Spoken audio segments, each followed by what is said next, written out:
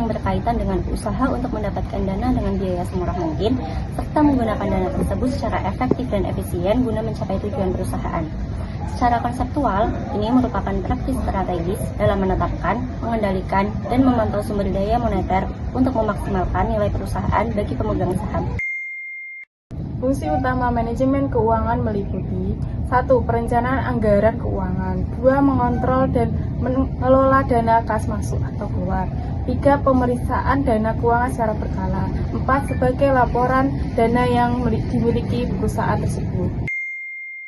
Adapun tujuan utama yang ingin dicapai adalah yang pertama, memaksimalkan keuntungan, mengoptimalkan pendapatan dan efisiensi biaya agar laba perusahaan dapat tumbuh secara berkelanjutan.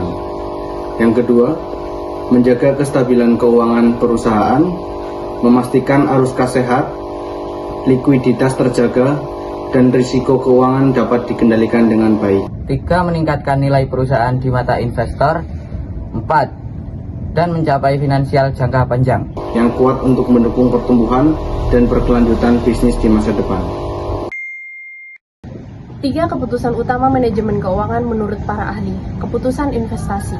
Keputusan mengenai pengalokasian dana ke dalam aset nyata seperti proyek, peralatan, perusahaan yang diharapkan menghasilkan keuntungan di masa depan.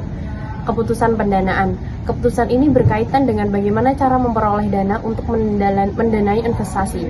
Keputusan dividen. Keputusan ini menentukan berapa besar laba yang akan dibagikan kepada pemegang saham sebagai dividen dan berapa besar laba yang akan ditahan untuk pertumbuhan perusahaan.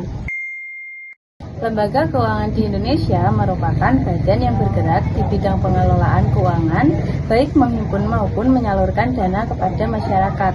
Secara umum, lembaga keuangan dibagi menjadi lembaga keuangan bank dan non-bank.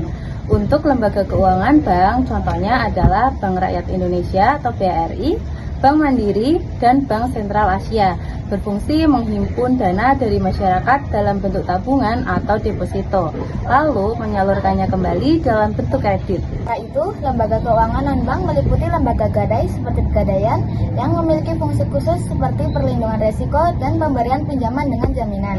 Selain itu, terdapat juga lembaga keuangan syariah seperti Bank Syariah Indonesia yang beroperasi berdasarkan prinsip Islam tanpa riba. Operating Profit Margin atau OPM. Rasio ini menunjukkan persentase laba yang dihasilkan murni dari kegiatan operasional perusahaan sebelum bunga dan pajak. Dengan rumus, OPM sama dengan laba operasional atau EBIT dibagi penjualan bersih dikali 100%. Dalam perhitungan, 110 juta dibagi 500 juta dikali 100% sama dengan 22%. Dalam interpretasi, perusahaan memiliki margin 22% untuk menutupi biaya non-operasional seperti bunga, bank, dan pajak. Basic Earning Power atau BEP.